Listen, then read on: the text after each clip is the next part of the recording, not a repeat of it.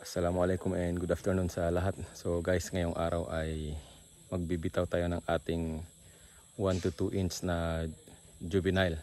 So itesting natin itong earth pond natin na nasa likod natin. So yung first 100 ay test lang kung walang mortality. Sapagkat yung ganitong klaseng earth pond na natin nilalagyan ng aerator yan. So puro mga aquatic plants na lang. So kapag survive yan, i-testing natin yung first bitaw natin na 1,000 pieces. I-observe natin hanggang sa lumaki sila. So guys, tara, bitawan natin. Yan yung ating 4x8 na earth pond. May ginamit tayong pond liner dito dahil yung lupa dito sa ating area is hindi nag-hold ng tubig. So kailangan nating lagyan ng earth pond. So ang gamit natin dyan is water lettuce. Magsilbing pagkain na rin ng ating crayfish yan. So ito guys, ito yung bibitawan nating mga juvenile natin ngayon. Yan. Bali 1 to 2 inch na 100 pieces. First 100 pieces yung ating bibitawan ngayon.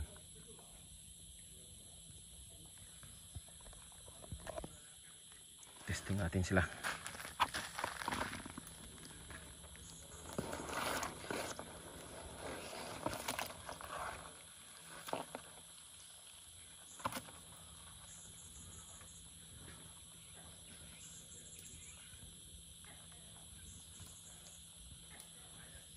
Ayan, condition sila. Ito ay galing dun sa ating Krailings tank. First batch natin itong bibitawan. Bali tatlo yung ganitong earth pond natin. Pero yung dalawa wala pang pond liner. At saka maliliit pa rin yung mga next batch natin ng mga Krailings. Mga 2 weeks old pa lang. Around 1,000 pieces pa lang per month yung ating Krailings na napoproduce.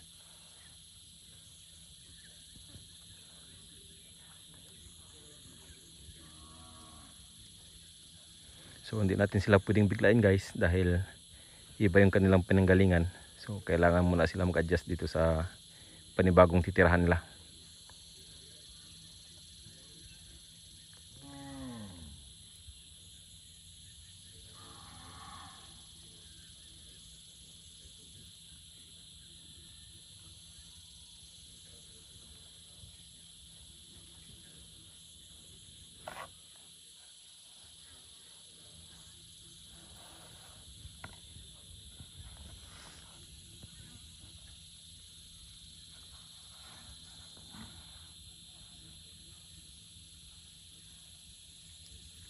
Ayaw pang bumitaw yung iba.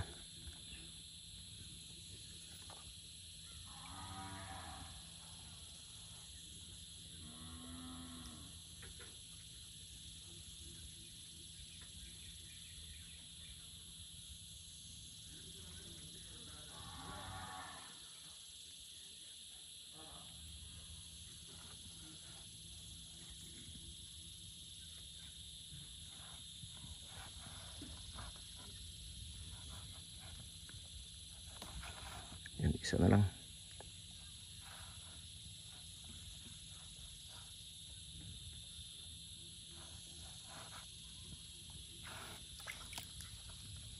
Yan guys, last na lang to. Ayaw pang bumitaw.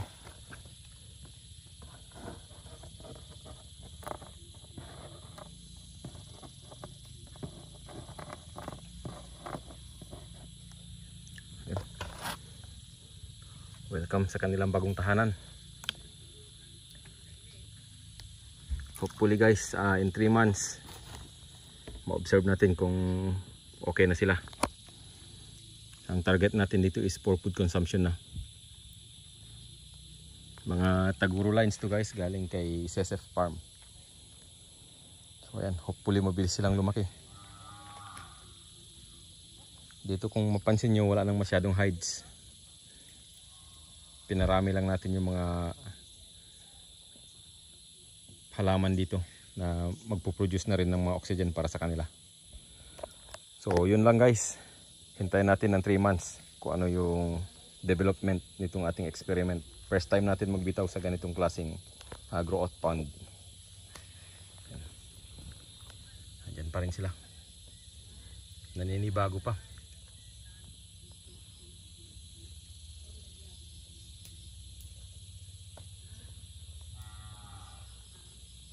Yan lang guys, hanggang sa susunod na mga video natin. Ayan pa yung ating ibang earth pond na wala pang pond liner. So mga 2 weeks pa rin naman bago natin mabitawan yung kasunod na bats. So yan lang guys, thank you.